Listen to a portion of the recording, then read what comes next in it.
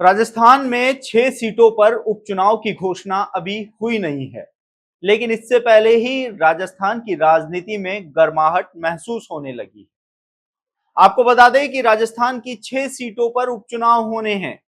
5 सीटों पर जहां विधायक अब सांसद बनकर इन सीटों को खाली कर चुके हैं, तो वहीं एक सीट पर एक विधायक के निधन के चलते ये सीट खाली हुई है। बीजेपी और कांग्रेस दोनों ही पार्टियां इन 6 की 6 सीटों पर अपनी जीत का दावा कर रही है। इन 6 सीटों का समीकरण आपको बताते हैं कि इन 6 सीटों में से एक सीट बीजेपी के खाते की थी। इसके अलावा बची हुई 5 सीटों पर में से 3 सीटों पर कांग्रेस, एक पर बीएपी और एक पर आरएलपी का जो उम्मीदवार था, उनकी सीट यहां पर खाली हुई है। लगातार राजनीति में इन सीटों को जीतने का दावा किया जा रहा है, लेकिन पिछले दिनों राजस्थान की राजनीति में कुछ ऐसा हुआ जिसने अब राजनीतिक दलों की टेंशन बढ़ाना शुरू कर दी है। क्योंकि 3 पार्टियों के 3 दिग्गज नेता कहें या फिर उभरते हुए नेता कहें, उनका एक जाजम पर आना कहीं ना कहीं बीजेपी की टेंशन तो बढ़ा रहा है, साथ ही कांग्रेस की मुश्किलें भी बढ़ा सकता है।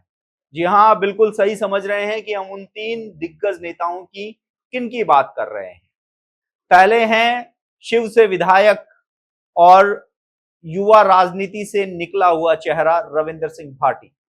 दूसरा, आदिवासी बाहुल्य क्षेत्र से आने वाले राजकुमार रौत, जिन्होंने बहुत कम समय में राजस्थान की राजनीति में अपना एक अलग ही मुकाम बना लिया है। और तीसरा है आरएलपी से टूटकर कांग्रेस में शामिल हुआ उमेदाराम बेनीवाल। पिछले दिनों जो आदिवासी कार्यक्रम था, उसमें ये तीनों एक गाड़ी पर सवार थे। उसके बाद इन तीनों ने मंच भी साझा किया, जिसके बाद अटकलें तेज होने लगी कि कहीं राजकुमार रौत और रविंद्र सिंह भाटी एक साथ तो नहीं आ रहे हैं। इन दोनों का एक साथ आना तो बनता है, लेकिन कांग्रेस के उमेदाराम बेनीवाल का इन दोनों का जो युवा नेता हैं, उनके साथ होने के क्या मायने हैं। देखिए, बीजेपी साफ मना कर चुके हैं कि उपचुनाव में वह किसी भी पार्टी से कोई गठबंधन नहीं करेगी। वो इतनी मजबूत है कि 6 सीटों पर खुद अपने उम्मीदवार उतारेगी और जीत भी हासिल करेगी।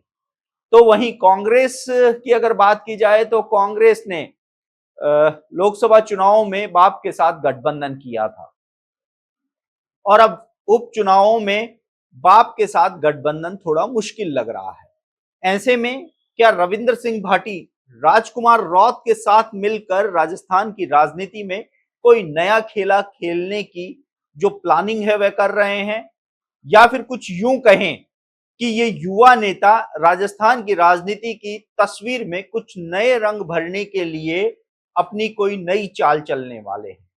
ये सब भविष्य के गर्त में है, लेकिन इन तीनों ही नेताओं का एक जाजम पर आना, उनका एक साथ एक गाड़ी पर रोड शो करना कहीं ना कहीं राजस्थान की राजनीति में कुछ नए मायने तय कर रहा है।